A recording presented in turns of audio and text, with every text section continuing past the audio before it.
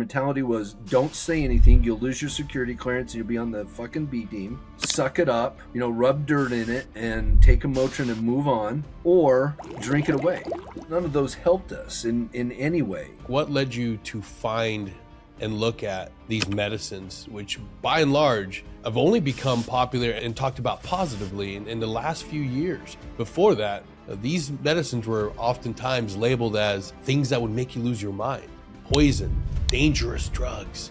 Just take a step back, look at the scientific evidence, and just know that it's probably not what you're thinking, but it's exactly what you need.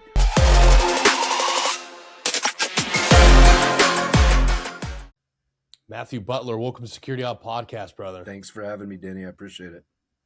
Yeah, we always have try to have a little icebreaker before we start off, and I sometimes kick myself in the ass because I'm like, man, I wish I would have recorded just a little bit of that conversation. But now the audience gets a different version of it. I alluded to the fact that more often than not, people see the resume, they see the beret, they see the team blacks, and what they want to focus on is, some of the worst moments of your life, and only that. And it's become this idea that the greatest aspect of GWAT are these stories of valor, of Silver Star recipients, Medal of Honor recipients. But there's more to us. There's absolutely more to us. And what I like to capture in the individuals such as yourself that are back in the fight, but in a different way. Psychedelic medicine is now at the forefront of everybody's aperture. Everybody, whether it's a healer, whether it's somebody that's suffering. And now more than ever, we need to be able to tap into our network of great Green Berets who are in this fight. So today, Matthew, I want to dive into your book, but more importantly, the journey to let you to writing it. Yeah, thanks. Thanks for having me. It's an honor to be here. I appreciate what you're saying because, I can think of a significant number of brothers in the regiment who are doing this work and who are doing our best to bring these modalities to the forefront. And so, yeah, I appreciate the opportunity to talk about it and talk about the book. Absolutely, man. So take us back, man. I always say that behind somebody that's now trying to heal others, there's a story of deep pain and trauma that led them to finding this way out. So if you would, man, just take us all the way back. Like, what led you to this? Yeah. I think it was, again, another one of us that was talking about it. And I think it was Jeff Dardia that I was watching something he was saying, and he was talking about how, we all have, PTS or PTSD or operator syndrome or moral injury, right? And he was saying, but what he's seen and what he's began to understand, which I totally concur with, is that for most of us, I think that our trauma started way before. It started back in our childhood, and that's not a slight, that's not a criticism of, for anybody and how anybody grew up or their parents. I think it's actually just more, I guess, corroborating the idea. Like, there's an old book that's from the 90s. Most people in regiment hate the book. It's called The Company They Keep. It was written by a PhD. I think she was an anthropologist from Harvard. I think it's actually one of the best books. I think that people that don't like it find fault with it because it's too raw, too honest. Yeah. Because she looks, she was given unrestricted access to the team rooms and she saw everything that happened and she told it like it is. But in any case, in her book, she talks about how one of the characteristics of a Green Beret is having grown up in a really challenging home life environment. And so I think that that's really what we're all seeing and saying now is what she was saying it, but in a different way. And that, like, a lot of us grew up in such challenging, difficult circumstances that, well, it just kind of felt natural to go into the most challenging, difficult circumstances because it feels familiar. And so the same thing that sort of, in my mind, defines us, drove us to those units and those teams and things like that is also now the same thing that has brought us full circle and time to heal it, because I think we have to look at it from when we do plant medicine, we're not just treating one episodic thing. We're treating the whole person, which in some respects, if we're going to get weird, I was just having a conversation with a guy that served most of his career in Ranger Regiment last night. I used to work for him in contracting before I started doing this full time, and he read the book. He called me, needed to talk, and he says, I would have never believed in ancestral trauma until I read your book. And then all of a sudden I had words to put to what I was experiencing in my family, saying, like, I don't know where this comes from. It's not from me, but I feel it and I'm living it. And I don't, the only answer I got is that I can see where there was a pattern in my parents and my grandparents going back. And it's like, now I understand. And so, yeah, like it's not all just about what we experienced in Afghanistan. No, absolutely. And the thing is, it sounds woo woo, but it's been proven, scientifically proven. Yeah. If you studied Bessel van der Kolk's work, if you read The Body Keeps the Score, we know that trauma is locked in DNA. Yeah. It's if you grow up in a chaotic environment and you don't have a post-traumatic arc, you don't leave that environment, and you continue to have, bring children into this world in the same environment, those trauma responses stay locked in that genetic code. It stays with you as part of your moral fiber. That's why this work, the deep work of getting better, of seeking help, is so important. Yeah. Not just for you, it's for your children.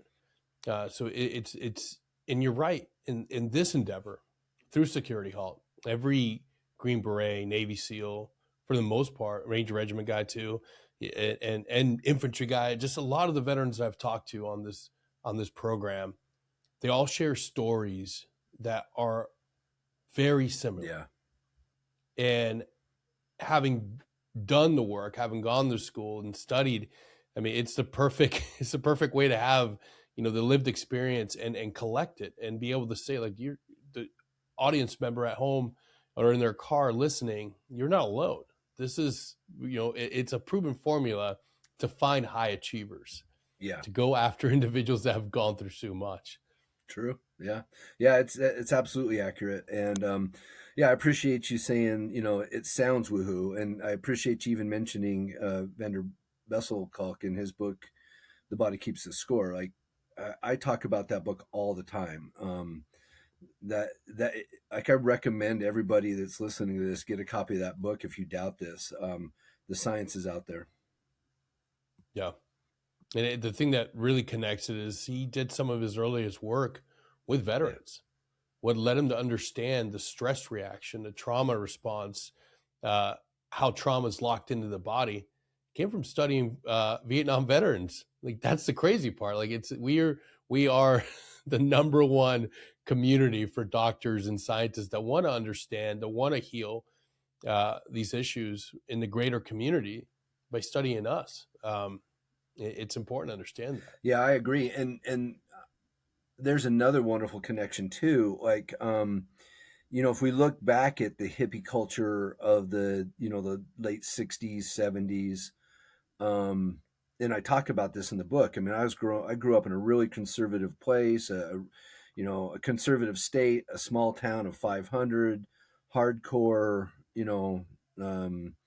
sort of Christian, hardcore, hard right Christian views. And, yeah, like I remember being, driving down Salt Lake City and like my parents saying something like, oh, that dirty hippie or somebody on the corner. Right. Yeah. So I grew up in that context with, hippie culture sort of like in my periphery. But what I didn't understand until this movement, until my experience, is that, yeah, those veterans were gathering and trying to heal themselves, again, using plant medicine. I don't think that they were so deep into, like, say, ayahuasca or psilocybin as much as cannabis. But one of my favorite stories is one of the dudes who went off to that kind of into that culture. They realized they didn't have quality seed. He volunteered to go to Pakistan into the Hindu Kush, to get seed, smuggle it back into Northern California for them to heal. And oh, by the way, he was a Green Beret. Yeah. I apologize. Leave it to us. I apologize. I didn't really answer the question, but I was more or less just commenting on your accuracy. But I guess for me, my childhood wasn't horrific. It was really good. My parents were amazing, but I was adopted, and Mm. and in one of my first ayahuasca ceremonies, I saw this chain of unbroken trauma. Like it took me way, way, way back. And then it was like this serpent. I describe it as like a serpentine line of men, and I could like almost zoom past them with my hand like this, And it went from this very early ancestor that I learned his name was J-E, but pronounced J, all the way to my maternal grandfather, who was a World War II vet. And I could understand how my grandfather, who was ill-equipped to deal with his PTSD, because he was in the Pacific and he saw a lot of fighting, and you know, but he typical vet, wouldn't talk about it, didn't want to talk about it, and he just swallowed it. But that created an environment in our home where swallowing your emotions was the standard. And so then I'm 4 years old and learning that I'm adopted. And that was like one of two conversations I had in my lifetime about it. So as a Wow. 4 year old, I'm sitting here trying to navigate the idea that somebody out there didn't love me enough to keep me. I had weird fantasies about maybe my parents were like aliens or robots or something. If I wasn't a perfect kid, like somebody else was going to come and take me again. Like I built up all this trauma around my own identity, my own self-worth. And again, I know that there's a lot more, horrendous things out there. People in our regiment have suffered serious child abuse, sexual abuse, things like that. And so I don't wish to compare myself, but that was just my path. And so, I had a lot of repressed emotions. I think looking back, I also realized that a lot of my, going to special operations, going to Ranger School, going to a Tier 1 unit, was me kind of carrying a chip on my shoulder, saying like, okay, like what else do you got? Like I'm used to being kicked, in the mouth, by life. Like this is nothing new. Like let's go, right? Yeah. So yeah, that was kind of the context. Then I wind up in special operations. By 98, 99, I was in 19th group actually. In 98, I was on active duty by 99. I was on our team by 2000. 2001 happens. So I spent the next 17 years going back and forth, obviously. um, I really appreciate again, like the fact that we don't overly emphasize on this podcast about valor events because I have Yeah. none. I know that there's a little bit of stolen valor running through the community, a little bit there on that this past year. And I'll be the first to go on record and say, yeah, I was a staff weenie. I got promoted out of the teams and spent a lot of time making PowerPoint slides. But I was still over there. We still did missions. I still had my moments. I still had my close calls in the early because I went over I had I think one deployment to Iraq as a captain, and then another deployment as a major with actually 75th Ranger Regiment as a tabbed. Oh wow. Yeah, like when people hear that, like I got attached to 75th Ranger Regiment as a major, so I was already after my team time, and that was a weird Yeah. experience. But yeah, so it wasn't necessarily the war I was trying to heal, but what I guess what I would say is like I think that what happens to us is we take that early childhood, we come into the teams, the regiment, whatever, we do our thing, and then we add those other straws, and it's sort of the straw that breaks the camel's back. And so I think the straw gets the Absolutely. emphasis when it's really that bale of straw that's been on the camel's back the whole time. Yeah. And so that was Yeah. my We're always looking for that one key moment where everything fell yeah. apart. You got blown up by an RPG. The reality is you're carrying a fucking 500-pound rucksack of life. And all it takes is that one failed in brief or out brief, or somebody tears into you, or you don't meet the standard, you fail a school, a catastrophic event like a divorce, it can send you spiraling. It's not about the one thing. We have to understand we're human beings with decades of experience, decades of pain, issues. This episode is brought to you by Pure Liberty Labs. Quality supplements designed to elevate your health and performance. Check out their full line of quality supplements. Whether you're looking for whey protein, pre-workout, creatine, or a super greens drink, Pure Liberty Labs has you covered. Use my code SecurityHalt10 at checkout today. Your worst day, your worst moment is your worst day, your worst moment.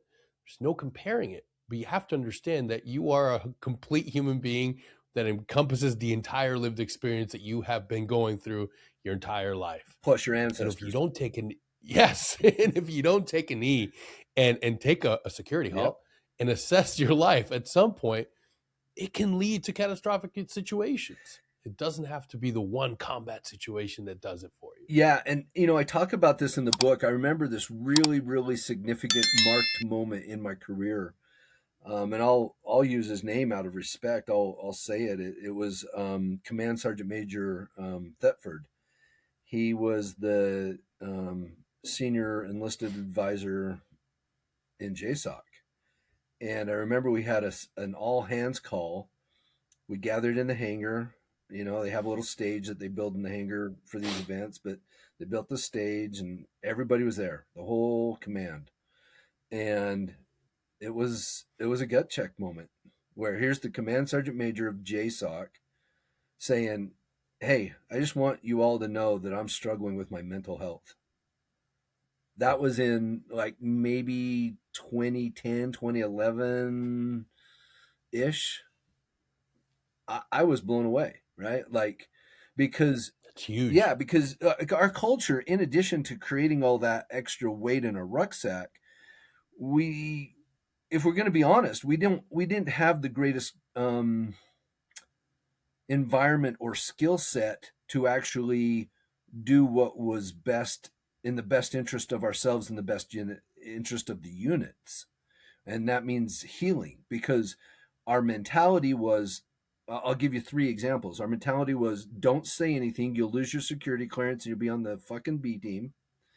Or it was, suck it up, rub dirt in it and take a Motrin and move on, or you're going to be, your ruck will be in the hall, or drink it away. And none of those helped us in any way. And so to hear a senior command, the senior enlisted advisor in a tier 1 unit look at 1,000 or more people in the eye and say, "Hey, I just want you all to know that my mental health is not well and I'm taking positive steps to fix it, and you should too," was a profound moment for me. It's leaders like that with that little bit of vulnerability are able to help everybody else, even if it's not at that moment. It gives everybody else the ability to say, well, if that guy can stand up and say that, I can do the same. Exactly. Your vulnerability gives others the strength to stand up and say, all right, I'm a human being. We're meant to break. I need to get help. And I've had it the other way around. I've had really bad leaders. I won't say their names. Very influential with the career that demands respect and awe from all subordinates. The guy that has every key position, you look up to him, but all it takes is him walking into a battalion meeting and talk poorly about a treatment center or a modality, and it turns everybody else off. Yeah. And that's not what we need. We need individuals that can say, you're important enough to get paid, or you're important enough to have every resource given to you in combat. You're important enough to be fielded the top of the line equipment. You're important enough to get sent to the best schools to become the best leader and the best special operator out there. Well, you're important enough to get help. And it's part of the job. It's part and parcel to everything that you signed up for. And that's what we need. Well, you bring up you really, to me, what you're saying and is something that I bought into. I think really early, like even before, I would have to say that, like even before I graduated from the Q course, I bought into it. In fact, I used to hang it in the team room, and I mean, I get it. I was the officer, I was the commander, and so the the NCOs like to bust my balls a little bit, but I would hang up the soft imperatives, right? And then they would Yes. take them down, and I'd have to put them up again. Yeah. But I really bought into those. I bought into the soft imperatives and humans over hardware, man. Like that's Yeah. what it is, and I believe that. And the other thing that um, I think that you're really highlighting for me too, in a way, is that, frankly, like some of these conversations with our colleagues, our brothers, they go over, like you said, they go over like a lead balloon. There's people out there have these negative opinions or fear, or think it's woohoo. It's a bunch of girls in yoga pants and dreadlocks, and you know. And the thing is I just want to kind of sometimes, and maybe this is my opportunity to do it, kind of like just put my hands on their shoulders and say, brother, like you were selected amongst the entire army because of your superior intellect and your ability to think through problems. Like just Yep. just take a step back, apply those same soft elements that made you a soft operator to this problem set, look at the scientific evidence, and just know that it's probably not what you're thinking, but it's actually exactly what you need. Yeah. Yeah. Absolutely, man. I want to go back and focus on the journey leading up to writing the Yeah. book. Um, Take us through that. Like, what led you to find and look at these medicines, which by and large have only become popular and positive and talked about positively in the last few years. Before that, I mean, we grew up in the same around the same time frame, the dare generation. Now, these medicines were oftentimes labeled as, things that would make you lose your Yeah. mind, poison, dangerous drugs. 100%. I mean, I grew up in in Utah, so I grew up in a Mormon home. Um, I might have smoked a little bit of cannabis, like, a half a dozen times in my lifetime. And even that was like, I was so poor, it was only if my friends were willing to share a little. Um, so it wasn't a big thing. It was really stigmatized from my upbringing. And then I went right into, the military, and I wasn't about to risk my career over something like that. So really, like, yeah, I was almost 50 by the time I began to approach this. And so what really happened is, like you said, there was this rock bottom catalyst moment where my father had me arrested for uh, destruction of property. The final charges were destruction of property during a domestic disturbance. um, and so, I have so much love and respect for my father because he was kind of at a lose lose crossroads. It's either like I either watch my son continue to self destruct and lose him, or I call the cops on him and try to get him help and lose him. There was like a 1% chance or less that I was going to come out of that, and I was in that camp of like I will never speak to that man again when that happened. But it worked. I went into that jail cell, and all I had was my thoughts, and all I could, and the only realizations I could come to was, number one, I'm lying to me first and foremost about my severity of alcohol use and drug use and my PTSD. Like I'd been diagnosed in 2011. This event happened in 2018. And I don't like, even though it was in my records and I was like, okay, sure. I mean, that's what, the psychologists think, but I don't believe it. I'm really not that, bad off. And so I finally got honest and said, yeah, like, you know what? Like I got a problem. And then the second, and frankly, that was like the first arrest, but it was not the first time with law. I mean, I've been having run-ins with the law for over 3 years. And the Wow. yeah, like I think I have like 12 different restraining orders. Not that that's my badge of honor, but yeah, like the cops were being called to my home constantly. One time we had a SWAT team there. It was pretty gnarly. And I could do the math, right? Like I could see that the space in between iterations was getting closer and closer, and the intensity of iterations was getting higher and higher. So I was like, eventually this is going to end really, really badly for somebody, me and others. And so in that jail cell was like where it really got real, where I was like, yeah, like this is really going down a dark path, and I need to do something different. And then the second thing that I had a realization of is I was just like, I'm on this damn hamster wheel. I keep going to group, I keep going to therapy, I keep going to AA, I keep taking the antidepressants, I keep, all the things that the VA and the experts and everybody tells me, but somehow I keep going downhill. Like at what point do I need to like admit that this is just not working? Like okay, like how much more evidence do you need? You're sitting in a jail cell, for crying out loud. How much more evidence do you need that the things you're doing just don't work? So I made this promise to myself that I was going to solve this. Like it was honest to goodness, good old fashioned operator grit, where I was like, the moment I get out of here, I start a new mission. Like I'm on a mission to figure this out. I had no idea about plant medicine. None.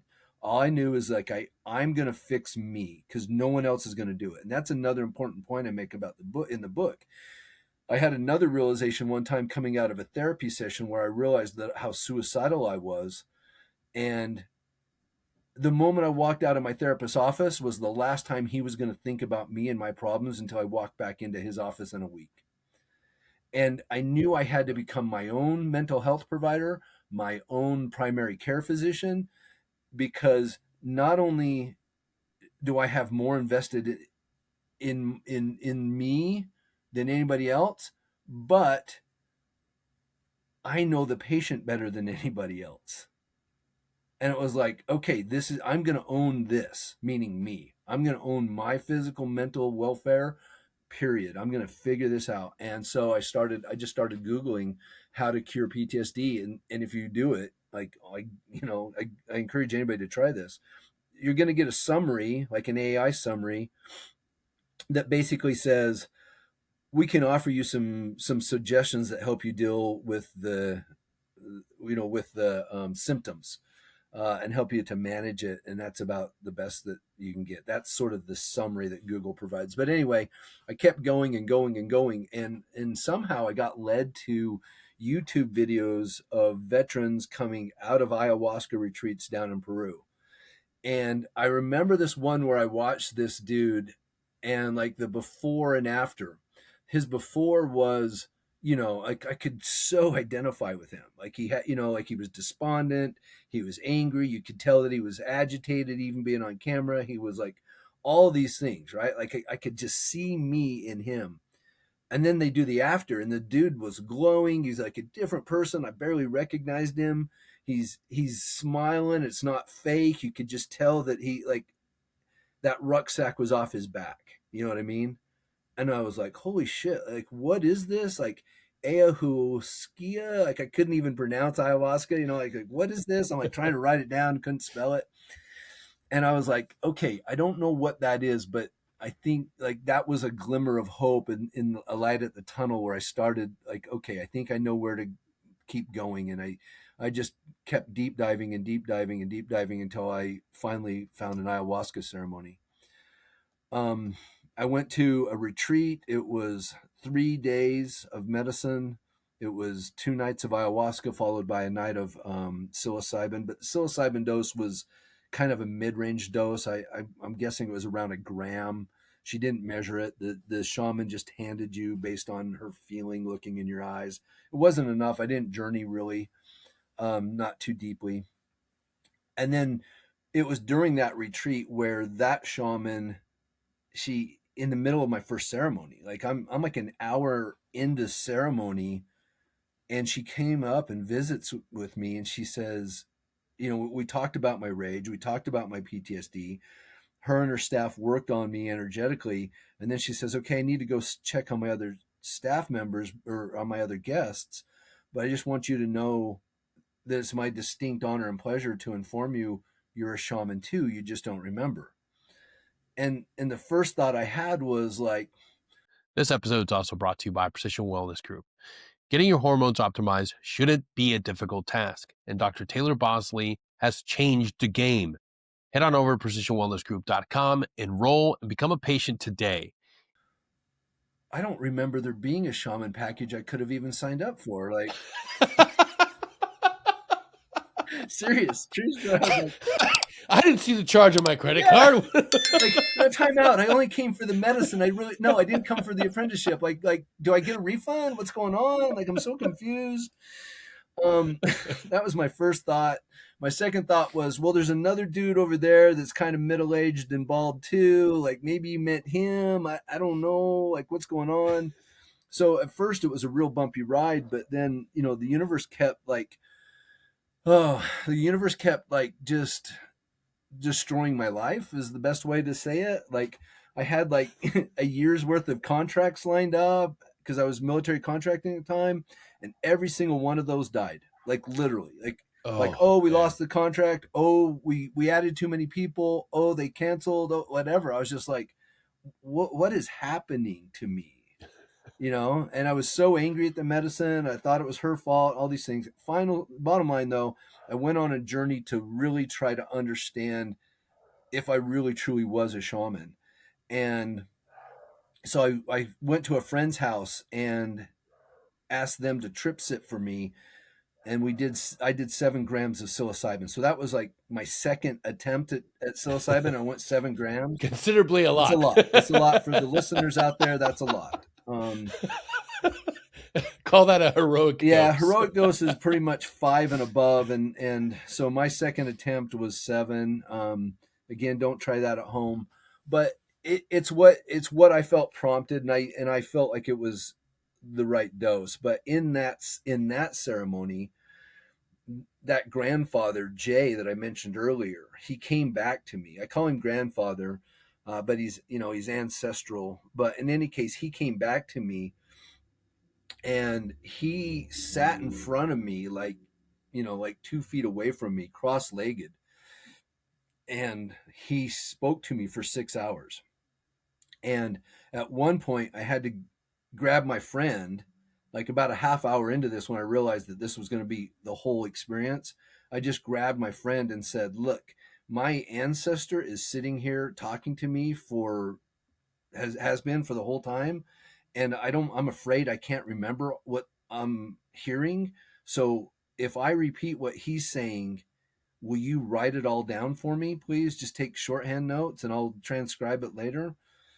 And so for 6 hours, he talked to me. Even at one point I said, I got to get a drink of water. I need to use the bathroom.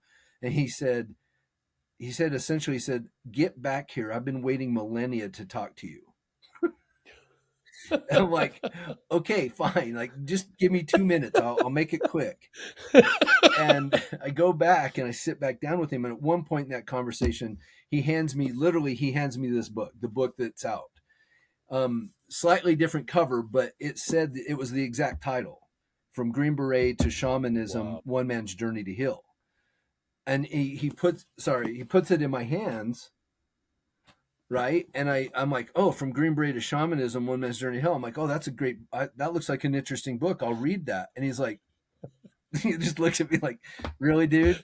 I'm like, oh, okay. Sorry, I'm a little slow on the uptake, and so that's how the book came about. Like that is the honest to God truth. That's how that happened. I never set out to be or wanted to be an author. And this happened 5 years ago. And I started immediately. I hit a wall. I stopped. I put it away for 3 years. And then last year I went on a pilgrimage, which was part of my shamanic apprenticeships. I've done 4 apprenticeships on 3 different continents now. Two of them here in North America, one in Colombia with my shaman Taita there. And then I went to Scandinavia because I identify in the Nordic shamanic tradition. And so I went to Scandinavia to find a mentor. I went there literally with no plans. Like my whole plan was I'm gonna get off the plane and wander around until I find a Nordic shaman. That was it. How long did it take? A month-ish, about a month. Wow. Yeah, I got there. I think if I remember correctly, yeah, I got there about the first or second week of June, and I'd connected with this man by the first week of July. Wow. Yeah, through it was miraculous means. I'd met a person who introduced me to another woman, husband and wife. They had a friend from Estonia. They connected me to him. He had a friend in Denmark. He connected me to her. She knew a man in Sweden where I was, and she connected me to him. So all of that whole process took about three to 4 weeks. And here's the interesting thing about that. I went there.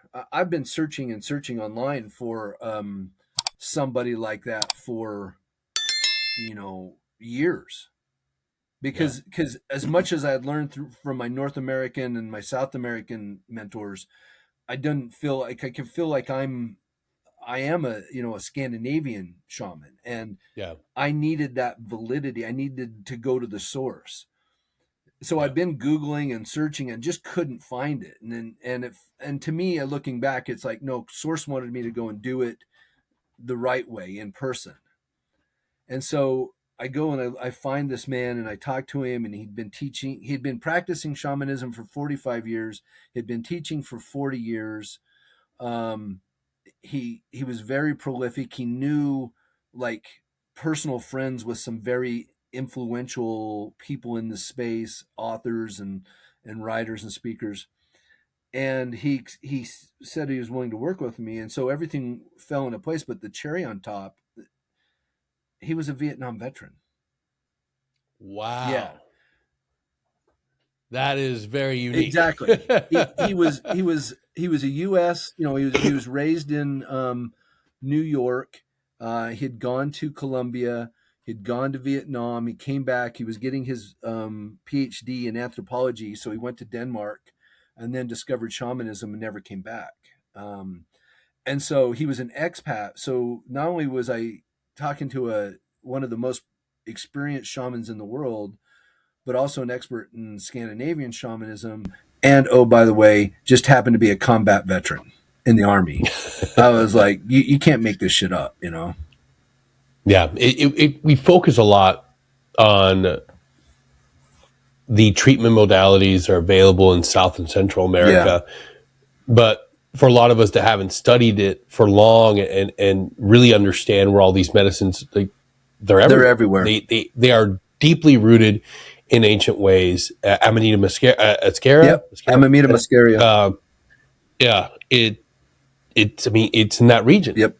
And it was utilized by these various tribes for many years, many years in history. And we don't focus enough attention on that and understand that it's deeply connected in all over the world. Precisely. In fact, I like to remind people, I think that there's probably a lot of people in the regiment and things like that. They'll say, Till Valhalla, and yeah, right? Yeah, it's and I get it and I respect it. There's part of that I think is a little bit misplaced. Like Vikings, not even really like that's a whole nother story for another time. But I just also, like I say, okay, like let's embrace that. If that's where you want to go with it, then let's embrace that and look at that realistically and anthropologically. And you can go back and you can see exactly that thing. In fact, there was a movie about 2, maybe 3 years ago called Norseman. The Northman? Yeah. Yeah, the Northman. There's 3 shamans in that movie. Yes, there is. Yeah. There's the first one, he goes with his son. There's the old lady when he's off pillaging that reroutes him back. And then there's the one in the village when he returns. And Yeah. and so you're absolutely right. I appreciate you saying that. It's not foreign, it's not woohoo, it's not it is your every tradition, every culture, every people, every ethnic class had a form of a healer or a Yep. shaman and access to their own medicines everywhere in the world, period. End of story. Yeah. Yeah. I'm so glad you made that part of your journey. We don't think about it enough. You know, you're a person with a history, a people that stretch back a long line. Connect with your past, understand where you come from. It might be easier for some people, it might be very difficult for others, but it's worth the look. I mean, uh, it's worth understanding where you come from. And at the very end, it'll show you that there's different ways to heal from every cultural standpoint. Yeah, it's worth looking into. It's worth understanding where you come from. Maybe you're not going to go in down this deep uh, line of researching and follow it to becoming a shaman, but man, you should understand where you come from. Be proud. Now more than ever, man. There's way too many people calling for, you know, the revisionist look of history. It's like, no, dude. Like, you deserve to understand where you come from and be proud of it. If we didn't have that understanding, you know, who knows? You know, you may not have ever been able to experience this. It's an important thing to touch on, man. That there's so much that we can take from just pausing and reflecting where we come from, and knowing that, dude, within us is a long line of individuals, and it can lead us into better understanding, like what we can utilize in our journeys, what we need, man. Connecting and understanding who you are comes in various forms, dude. Yeah, yeah, and I just to me again, it's this whole idea of like if you really truly understood, um, you know what shamanism is, what it was, and its role in what brought you here, yeah, you'd be way more inclined to just be curious about it and to embrace it. It's not you know, some sort of hocus pocus make believe thing. It's actually just using Mother Nature incorporated into your healing process. It's that simple. Yeah. You know, a big shout out to an individual that was on the show and talked about this, that was and really made it part of his own healing journey. Clay Martin, Mm. same thing. He found psilocybin, and it was the only thing that had worked for him, the only thing. And he dove into it. And one of the earliest things that he gained from his journey was the importance of being out in nature. And he ran with it. He absolutely ran with it. He's like, you know what? Like, I need to be out here. I need to connect with Mother Nature. I need to, and he went as far as detailing how important it was for him to have not artificial light at the very beginning of the day, but having candlelight, being able to utilize all these things that he wouldn't have thought of if he would just continued around the normal path of healing with Western medicine.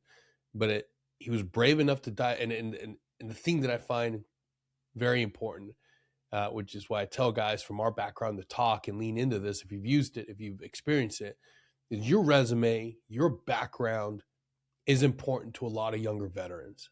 It gives you a instant entry into their world because they respect you. Be willing to talk about these medicines. Be willing to be a vocal advocate. If you don't want to write a book, don't write a book. But be willing to share your story. Be willing to say that, hey, this helped me. That reading this allowed me to connect with a different part of who I was, and it led me down a path of healing, deep, real healing. It's really important right now. I again, I could not agree more. I I really think that that is where where the rubber meets the road in this community is, you know, we're all concerned um, about the number of people out there who are suffering, contemplating taking their own life or taking their own lives, or you know, even like when we talk about the, you know, the 22 a day or whatever the number is. I know there's a lot of debate about that. We don't always account for those that are taking their lives slowly, you know, one can at a time, one shot at a time. You know what I mean? And so there, it's even broader than we acknowledge. And so we have to get to a place, I believe, in my opinion, we have to get to a place of like just real candid honesty and saying like, hey, like this is the reality. this is where I'm at, this is where I was at, this is what I used, this is what's working. We have to talk about that openly and be willing to own not only the the fact like what I kind of skipped over. It wasn't just the arrest. What was also going on is I was really close to killing myself. I'd gone up into the mountains to do that a few months before my arrest. And I think that there's too many people who aren't willing to talk about that. And it's not, I'm not being critical of them, but what I am saying is I want to invite those out there that are struggling to talk about it with somebody that you feel safe with, because you'll quickly come to find out that you're not alone. You're absolutely Yep. not alone in this struggle. Everybody's struggling. Absolutely. Absolutely. Some more than others, some mask it a different way. I always tell people, you don't know who's having a rough day.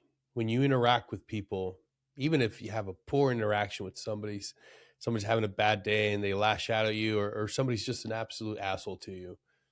And I'm really quick to point out, hurt people hurt people. You never know.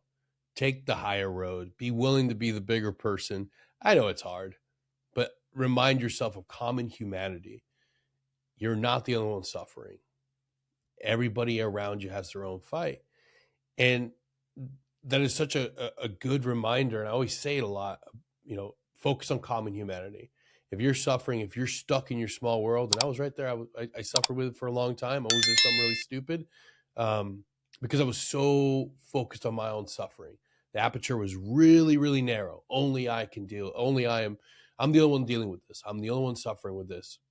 And I'm telling you today, if you're going through it, if it's a rough time for you, be willing to open up the aperture and realize that in this entire world, there are others just like you dealing with difficult situations, but you're going to get through it.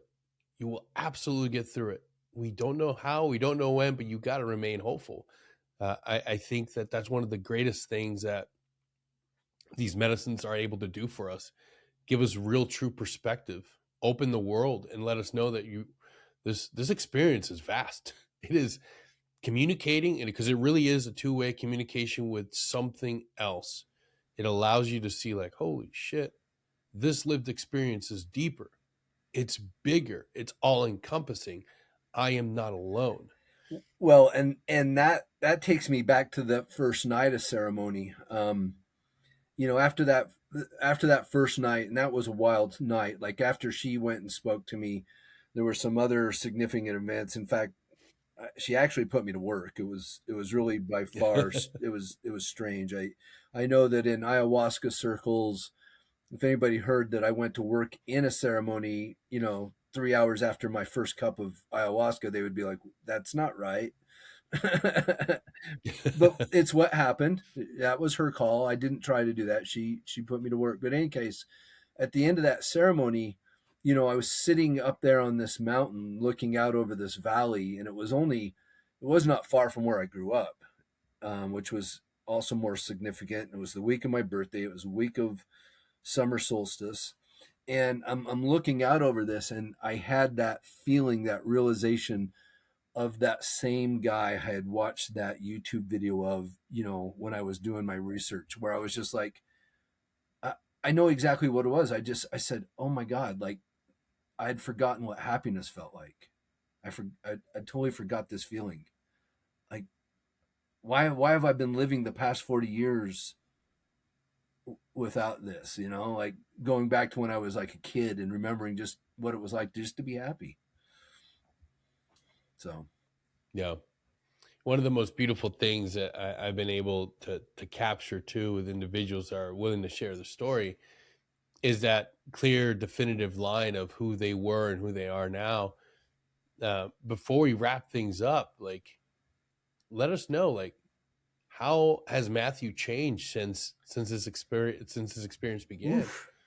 Well, I'm going to honor the regiment and honor you and honor that question by being really honest. And this might be controversial. but um, some significant changes so far is I was estranged from my parent, like everybody. I was estranged from everybody in my family. My kids didn't want to talk to me. I had put up a wall between me and my parents, my sister. Um, all of that is fixed. So I have beautiful, healthy relationships with everybody in my family again. I immediately gave up drinking. Like it wasn't even hard. Like I just didn't even crave it anymore. It was like I'd go out to a restaurant or whatever, and people would ask for a drink order, and like I think, do I want a drink? And the answer was always like, yeah, no, you just don't need that. And so I never even struggled with alcohol or drug addiction anymore. Thirdly, I'm completely off of all pharma. Pretty much off of everything. I might take a little magnesium every once in a while, some minerals, just to kind of keep the old central nervous system working right. Also, and this is the one I kind of got a little emotional about. Like I'm also very much I'm very much a pacifist now. Like I don't have any shame over the war. I don't have any shame over my service or anything I did. But I also have come to really truly believe that war is an enterprise for making the the military industrial complex rich. So I don't, I advocate for national defense and I support our regiment and I'm proud to be a part of the regiment, but I'm not a fan of war unless we get drug into it. So there's that. And honestly, it's I don't like to say the word happiness because I feel like happiness is too cliche and there's too many. I like to say there's just peace and zen in my life. Yeah. I'm able to maintain peace and joy and zen in my life. I don't do a lot of plant medicine. I do ceremonies and I'll do it there. So by that regard, I do a lot, but I don't use it daily. I actually, what I do daily is art and cold plunging and meditation more than anything. That's where it's at. Yes, absolutely. It's another big shout out to Clinton Baldell Dooley, another great Green Beret, and he's one of the few that made that point too. Like you shouldn't chase these medicines and utilize them over and over again. And when it shows you, and there's this beautiful thing afterwards where you are the best version of yourself. You're dialed in. I'm talking about, think of the best stress test or competition you've ever ran and how you perform effortlessly. I mean, everything was dialed in. I felt that way and felt so good. Scheduling, boom, boom. This serves me, not for me. I'm not going to worry about this. I'll be able to do this, this, and this. And you feel great. And then you stumble. And then it's like, oh, man, where's that magic ether? Where's that? And the reality is, it's not meant to last forever. You can do the hard work and it can feel effortlessly, but you have to earn it. And it's through present moment awareness, through meditation, through being focused on your day-to-day life. And it takes work. It makes it easier to do that work. But the reality is, it's going to fade away, whether it's a month, 2 months, 3 months, but it's still there. And rather than chase the medicine and try to get plugged in and try to go again, be a beginner. Chase beginner's mind. Be willing to wake up every single day and realize what your core mission is, what your values is, what you're going to do, and start that day every day the same way. Focused on what's important, focused on your mission statement, meditation, prayer, cold plunge, working out, moving your body. It's work. You just lost that little bit of magical filter, and it's normal. But don't chase the medicine, because eventually it will tell you, like, you're not going to get any of this, and it will communicate with you. The medicine will And just you'll say, sit "Yeah, there. no, not today. Sorry." Yeah, exactly. So use that the next few days, the next few weeks after this amazing experience to set you off on the right path, to continue your journey of healing, to get better, to set the parameters, to mission success on a daily basis every day. Set up your systems. You're a service member, you're a veteran, you're a Green Beret, you know how to do these things.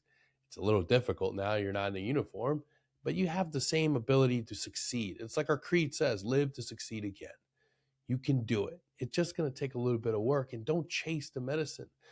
I talked to a lot of individuals who are like, man, when do I go back? I'm like, well, if you did everything you needed to and you communicated and you did the right thing, it's about moving forward. It's the same thing with any modality. You're not meant to take medicines for the rest of your life. If you don't have a cold, why are you taking cold medicine? The same thing. Yeah, if I'm so glad you brought that up. You know, every hero's dose of psychedelics, and it doesn't matter which one you do, will give you 30 days of neuroplasticity and neurogenesis. And what in the community we talk about is that's the integration. Integration is is the term for what you're talking about, doing the work. And when people come to our program and sit with us, we hammer home the idea that, like, listen, man, ceremony's not it. This is not what it's about. Ceremony is just us pushing the reset button on you, and then you're going to go home and you're going to have 30 days where we're going to call you at least 3 or 4 times to check in with you to ensure that you are following the roadmap you planned out during this weekend to make permanent changes under new neuroplasticity, meaning like the old way of thinking, the old habits, the old addictions, those are all gone. We hit the reset button. Now, what are you putting on that blank canvas today and for the next 30 days? And then there's your habits. And now you have habits, long-term, non-plant medicine habits that sustain you long-term. Now, should you come back or not? I don't know. That's kind of a depends. When people ask me if they should, like, sometimes I'll get a call and they'll say, hey, I think I need to come back. And I'll say, well, what's going on? And they'll tell me. I'm like, well, are you still cold plunging? Are you still meditating? Are you still, I remember your thing. You were going to, write letters to all the people you offended. Did you follow your plan? Well, no, and no. And I'm like, yeah, you need to go do that for 90 days and then call me back. And then they never call me back. So. Yeah, there's no like this modality, these medicines can seem like a magical button, a magic wand, but the reality is, after you have this great experience, there's a lot of work to be done. So suit up, get your boots back on, put on the rucksack, and get ready to work. Get ready to heal, but get ready and to become work. your own. That's a reality. Become your own mental health provider, your own primary care physician, and your own patient, and that's brings us back full circle. Go to work, man. Go to work. Go to work. Yeah. It's simple, but you're not alone. Yeah. Matthew wrote a book for you. Matthew, where can we get this book? It's on Amazon. Again, from Green Beret, Shamanism, One Man's Journey Hill. It's in all 4 formats. I got hardcover, paperback, Kindle, and Audible. All of them can be found. Nice. And most importantly, I almost forgot to mention it, 100% of the proceeds, the actual publisher, if you look at the publisher on here, it says Natural Worship, which is our nonprofit that does these ceremonies. So all the proceeds go straight into the nonprofit bank account. I don't even see them. And nice. We use those proceeds to fund ceremony for guys that just can't afford it. So, and where do you guys do your ceremonies at?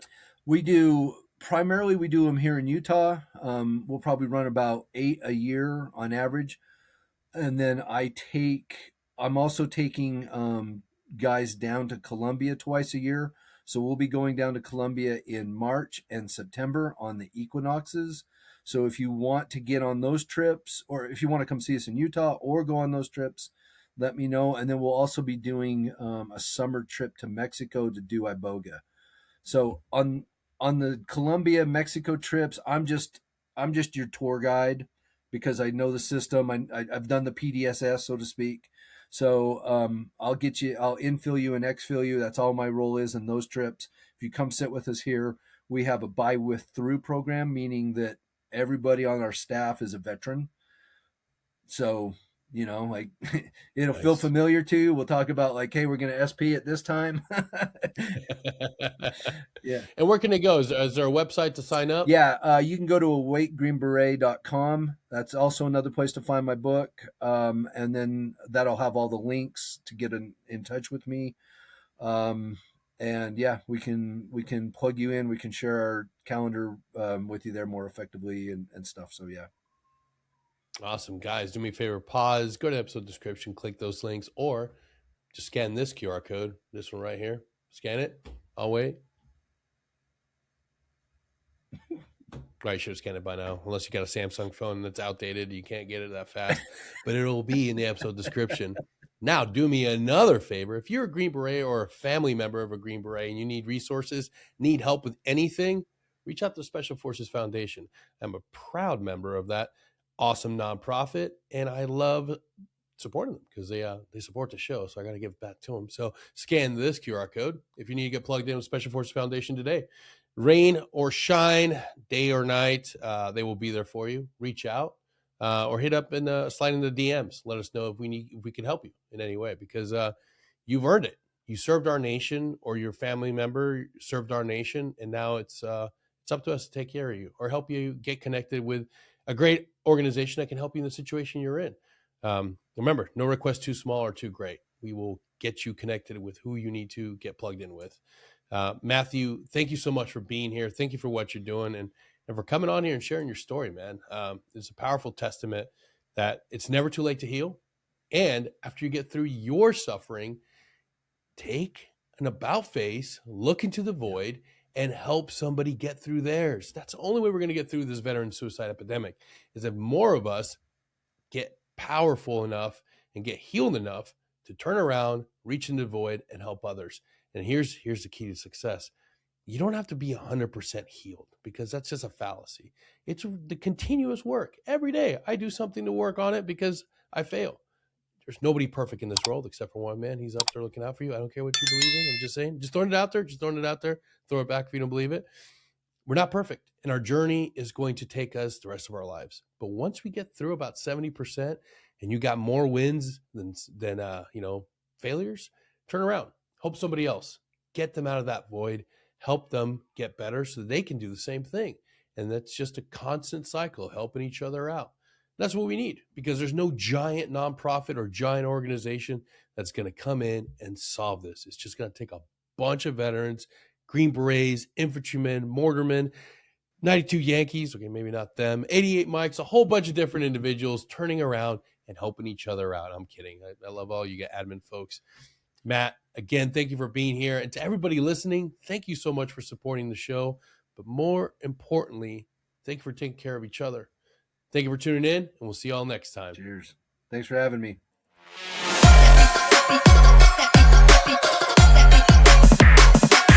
Yeah.